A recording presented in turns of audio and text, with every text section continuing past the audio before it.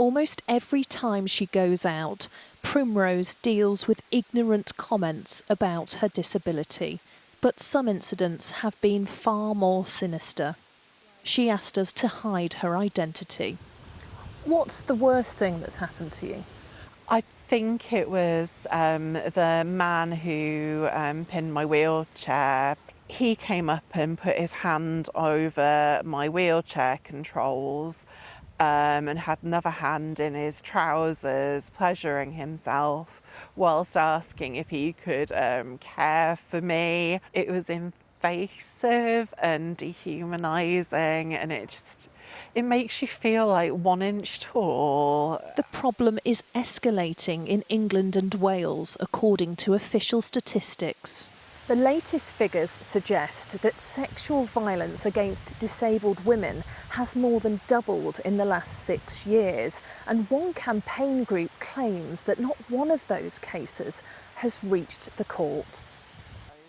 Victims want better training for police officers to improve conviction rates. What I've found is when speaking with survivors, they'll say things to me like, well, the police didn't believe that I could have been assaulted because they sort of thought, well, who would want to hurt a disabled person? Or they thought, well, disabled people aren't having sex. So there's very much this portrayal of disabled people as being asexual or desexualized. Those involved in training police officers say the conduct does not follow guidelines. What our training makes very clear is that you cannot have the diminishing or the demeaning of what the allegation is. If somebody comes to a police station or calls the police and makes an allegation of sexual assault, this is a serious matter to be believed at the point of reporting and then investigated fully.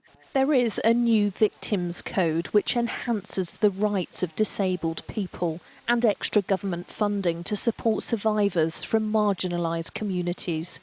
But Primrose fears there'll be no real change until those with disabilities are taken seriously.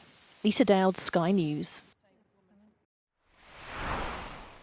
Well, in response, a CPS spokesperson said, "We are working closely with victim services to improve how we communicate with victims to help them understand and support them through the process."